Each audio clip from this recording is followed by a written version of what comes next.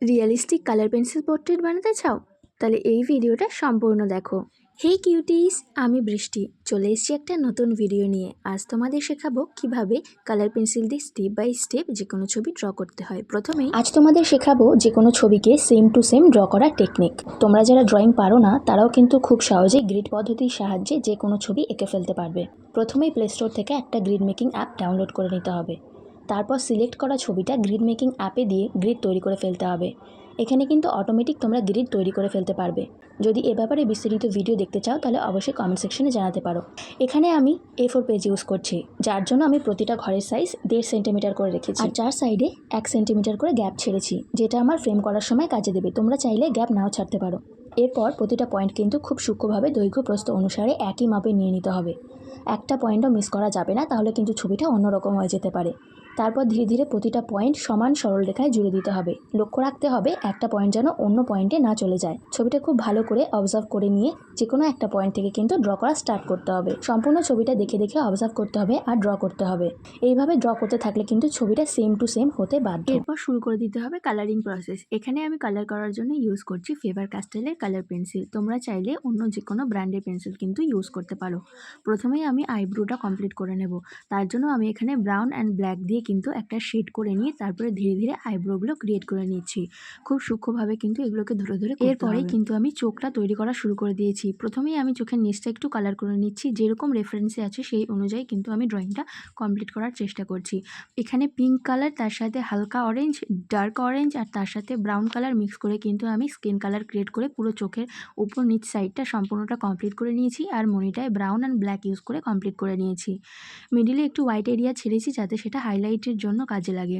আর তার সাথে সাথে আমি দুটো আই পুরোপুরি কমপ্লিট করে নিয়ে কিন্তু স্কিনের কাজটাও প্রায় শুরু করে দিয়েছি। দেখতে পাচ্ছ তোমরা এখানে আমি ব্রাউন কালার ইউজ করছি, তার সাথে সাথে ডার্ক অরেঞ্জ, লাইট অরেঞ্জ এবং সামান্য পরিমাণ হোয়াইট কালার ইউজ করে কিন্তু আমি এখানে স্কিন কালার ক্রিয়েট করে নিচ্ছি।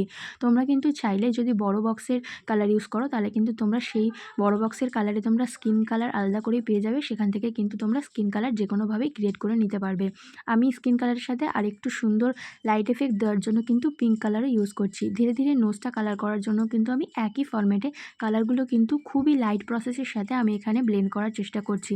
অবশ্যই এটা মনে রাখতে হবে যে কোনো পেন্সিল কালার করার জন্য কিন্তু সবসময় যে কোনো কালারকে খুব লাইট প্রেশার দিয়ে কিন্তু ড্র করতে হবে।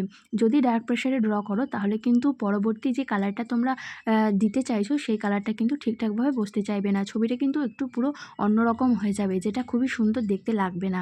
তাই তোমরা ধীরে ধীরে কালারগুলো করার চেষ্টা করবে স্টেপ বাই স্টেপ। আর তার সাথে সাথে এখানে আমি কিন্তু লিপটা ড্র করা শুরু করে দিয়েছি। লিপে আমি ইউজ করছি ডার্ক পিঙ্ক কালার, তার সাথে একটু হোয়াইট হোয়াইট এরিয়া দিয়েছি, যেই জায়গাগুলো হাইলাইটের জন্য খুব ভালো লাগবে। এইভাবেই কিন্তু ধীরে ধীরে সম্পূর্ণ রেফারেন্সটা দেখে কিন্তু আমি স্কিন কালারটা পুরোপুরিভাবে কমপ্লিট করে নিয়েছি। তারপরে চলে আসছি সম্পূর্ণ হেয়ারের কাজে। হেয়ারের কাজ করার জন্য আমি এখানে বিভিন্ন ধরনের কালার এফেক্ট দিয়েছি। যেহেতু ছবিটার ব্যাকগ্রাউন্ডটা একটু কালারফুল, তাই আমি এখানে কিছু ব্যাকগ্রাউন্ডের কালার অনুযায়ী কিছু কালার দিয়ে শুরু করেছি খুব লাইট প্রেশারে।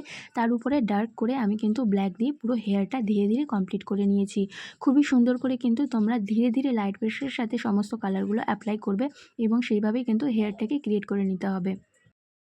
কালার পেন্সিল দিয়ে হেয়ার ক্রিয়েট করা কিন্তু একটু টাফ ব্যাপার, তবে প্র্যাকটিসের সাথে সাথে সেটা কিন্তু খুব সুন্দরভাবেই আমি শিখিয়ে নিয়েছি। আর তোমরাও যত প্র্যাকটিস করবে আরও সুন্দরভাবে সেটা শিখে নিতে পারবে।